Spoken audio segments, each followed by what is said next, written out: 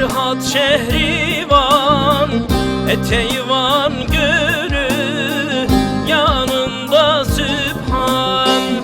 Kulak ver gezip görenler ne demiş, bu dünyada var, ahirette iman. Kulak ver gezip görenler ne demiş, bu dünyada var, ahirette iman.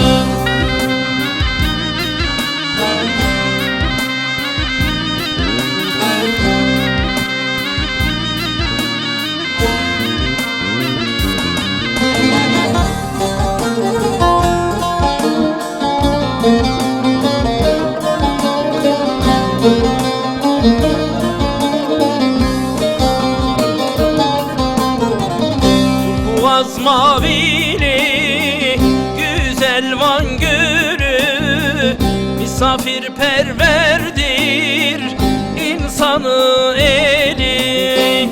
Tatlıdır sohbeti, tatlıdır dili, gelip geçenlere handır güzel Van. Tatlıdır sohbeti, tatlıdır dili, gelip geçenlere handır güzel Van.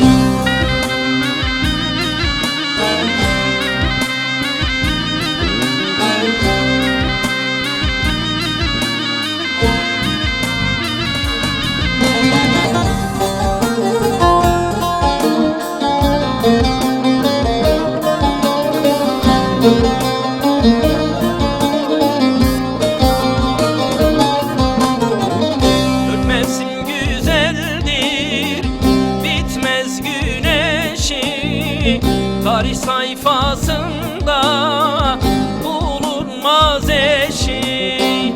Lezzetli balığı hem ayran aşı, gelip yiyenlere candır güzel Van. Lezzetli balığı hem ayran aşı, gelip yiyenlere candır güzel Van.